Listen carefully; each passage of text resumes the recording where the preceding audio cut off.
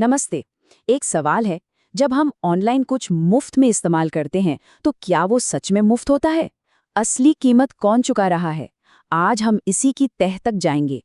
हम बात करने वाले हैं अटेंशन इकोनॉमी की, एक ऐसी दुनिया जहां सबसे कीमती चीज पैसा नहीं बल्कि हमारा और आपका ध्यान है। तो आज के इस सफर में हम क्या-क्या देखने वाले हैं? सबसे पहले हम समझेंगे कि कैसे हमारा ध्यान ही एक नई करेंसी, एक नया पैसा बन गया है। फिर हम देखेंगे कि ये बड़े-बड़े प्लेटफॉर्म्स आखिर पैसा कमाते कैसे हैं, क्या है इनका बिजनेस मॉडल, और हाँ, ये भी जानेंगे कि ये खेल सबके लिए बराबर क्यों नहीं है। इसके बाद हम बात करेंगे क्रिएटर्स की, जो इस सिस्टम में अपनी जगह बना रहे हैं, और आखिर में हम भविष्य की ओर देखेंगे कि कमाई के नए तरीके क्या होने वाले हैं। तो चलिए शुरू करते हैं इस इकोनॉमी की सबसे बुनियादी चीज से। आखिर ये जो शब्द है अटेंशन, यानी हमारा ध्यान, ये इतना कीमती है क्यों? इसका जवाब असल में एक बहुत ही सीधे से सवाल में छिपा है। एक पल के लिए सोचिए, ऐसी कौन सी सबसे कीमती चीज है हमारे पास जो बहुत लिमिटेड है, जिसे हम दोबारा बना नहीं सकते, लेकिन दुनिया की हर छोटी बड़ी कंपनी उसे पाने के लिए कुछ भी करने को तैयार है। जी हाँ, हमारा ध्यान। आज के इस डिजिटल वर्ल्ड में यही असली करेंसी है। वो हर एक नोटिफिकेशन जो बजता है, हर रील जिसे हम स्क्रॉल करते हैं, हर वो क्लिक बेट हेडलाइन, ये सब कुछ और नहीं बल्कि हमारे ध्यान को खींचने की एक जबरदस्त दौड़ है।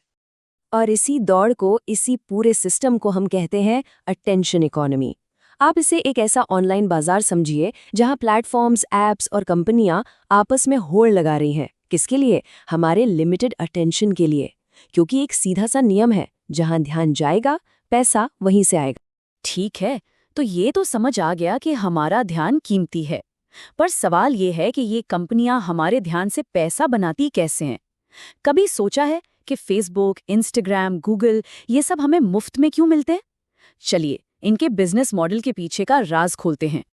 असल में इनका मॉडल सुनने में बहुत सिंपल है। प्लेटफॉर्म्स हमें और आपको फ्री सर्विस देते हैं और बदले में हमारी अटेंशन, यानी हमारा ध्यान, एडवर्टाइजर्स को बेचते हैं। ये एक तरह का सौदा है जिस पर हम सब हर बार ऐप खोलते ही बिना सोचे समझे अपनी सहमति दे देते हैं।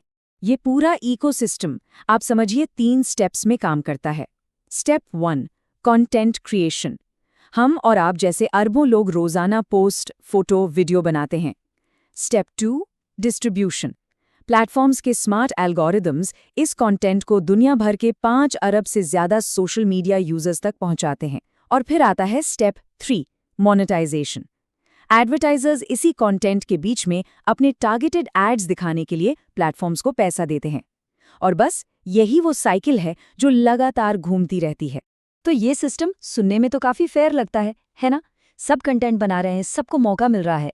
पर क्या सच में ऐसा है? क्या ये अटेंशन सबको बराबर मिलता है?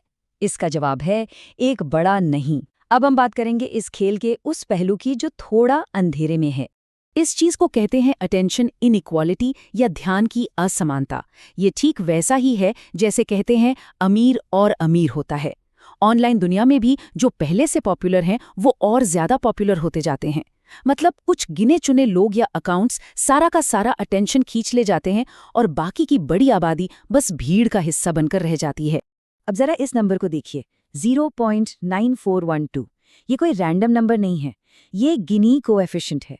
एक ऐसा पैमाना जो किसी भी सिस्टम में गैर बराबरी को मापता है। आप यूं समझिए, अगर ये नंबर 0 है तो मतलब सब बराबर है, और अगर 1 है तो मतलब पूरी तरह से गैर बराबरी। तो 0.9412 का मतलब हम परफेक्ट असमानता के कितने ज्यादा करीब हैं।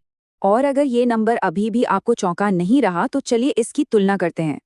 पूरी दुनिया में जो इनकम की गैर बराबरी है, यानी अमीर और गरीब के बीच का फासला, उसका गिनी कोएफिशिएंट लगभग 0.68 है। और ट्विटर पर अटेंशन की गैर बराबरी 0.94। मतलब ऑनलाइन दुनिया में ध्यान का बंटवारा असली दुनिया में पैसे के बंटवारे से भी कहीं ज्यादा अनइक्वल है। सोचकर देखिए, लगभग 96% फॉलोअर्स सिर्फ टॉप 20% यूजर्स के पास हैं। ये कमाल का सेंट्रलाइजेशन है। तो सवाल उठता है, ऐसा होता क्यों है? इसके पीछे है मैथ्यू इफेक्ट। ये एक सिद्धांत है जो कहता है द रिच गेट रिचर, यानी जिसके पास पहले से है उसे और मिलेगा। प्लेटफॉर्म के एल्गोरिदम भी इसी पर काम करते हैं। जो कंटेंट थोड़ा पॉपुलर हो जाता है उसे सिस्टम और ज्यादा लोगों को दिखाता है, जिससे वो और पॉपुलर हो जाता है। ये एक लूप बन जाता है। लेकिन जैसा कि होता है, हर एक्शन का एक रिएक्शन होता है। इस अनफेयर सिस्टम के जवाब में एक नई ताकत का उदय हुआ, और वो है क्रिएटर्स। चलिए अब कहानी के इस हिस्से में चलते हैं और देखते हैं कि इन लोगों ने इस खेल को कैसे बदलना शुरू किया। इसी माहौल में जन्म हुआ क्रिएटर इकोनॉमी का। लोगों ने धीरे धीरे ये समझना शुरू किया कि वो सिर्फ प्लेटफॉर्म के लिए कंटेंट बनाने वाले मोहरे नहीं हैं, वो अपनी कम्युनिटी बना सकते हैं, अपने फैंस से सीधे जुड़ सकते हैं और अपने काम से सीधे कमाई भी कर सकते हैं। तो ये क्रिएटर्स हैं कौन? ये सिर्फ टिकटॉकर्स या यूट्यूबर्स नहीं हैं। आज के ज़माने में ये एंटरप्रेन्योर्स हैं, उद्यमी हैं। ये लोग अपने पर्सनल ब्रांड और अपना खुद का बिजनेस बना रहे हैं। और ये कोई छोटी मोटी बात नहीं है। आज दुनिया भर में 5 करोड़ से ज़्यादा लोग खुद को क्रिएटर मानते हैं, जो ब्रांड डील्स, एड रेवेन्यू और सीधे अपने फैंस के सपोर्ट से कमाई कर रहे हैं। तो इससे हम कहानी के आखिरी हिस्से पर पहुंचते हैं। भविष्य क्या है? क्या ये पूरा सिस्टम हमेशा सिर्फ विज्ञापनों पर ही चलता रहेगा, या फिर कमाई के यानी मोनेटाइजेशन के नए तरीके भी सामने आ रहे हैं? चलिए जरा भविष्य में झांक कर देखते हैं। देखिए, एडवर्टाइजिंग तो आज भी किंग है। ज्यादातर प्लेटफॉर्म्स की कमाई का सबसे बड़ा जरिया वही है। लेकिन अब धीरे धीरे खेल बदल रहा है। अब सब्सक्रिप्शन मॉडल्स आ गए हैं, जहां लोग एक्सक्लूसिव कंटेंट के लिए पैसे देते हैं। डायरेक्ट पेमेंट्स का जमाना है, जहां फैंस सीधे अपने फेवरेट क्रिएटर्स को टिप दे सकते हैं या सपोर्ट कर सकते हैं। और तो और, अब ई-कॉमर्स भी सीधे ऐप्स में आ गया है। यानी अब कमाई के रास्ते कई सारे बन रहे हैं।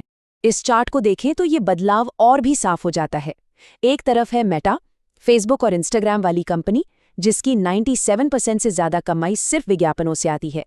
और दूसरी तरफ है लिंक्डइन, जो विज्ञापनों, सब्सक्रिप्शन और दूसरी सर्विसेज से भी पैसा कमाता है। या फिर व्हाट्सएप, जो अब बिजनेस एपीआई और पेमेंट्स पर फोकस कर रहा है। सवाल ये है कि लंबे समय की दौड़ में कौन सा मॉडल ज्यादा मजबूत साबित होगा। तो आखिर में बस एक सवाल। अगली बार जब भी फोन हाथ में लें और स्क्रॉल करना शुरू करें, तो बस 1 सेकंड के लिए रुककर सोचिएगा, इस अटेंशन की इकोनॉमी में हम अपनी सबसे कीमती चीज, अपना ध्यान, किसे दे रहे हैं और किस लिए दे रहे हैं? क्योंकि याद रखिए, यहाँ हर एक लाइक, हर एक व्यू, हर एक क्लिक एक वोट की तरह है। सवाल सिर्फ इतना है कि हमारा वोट जा किसे रहा।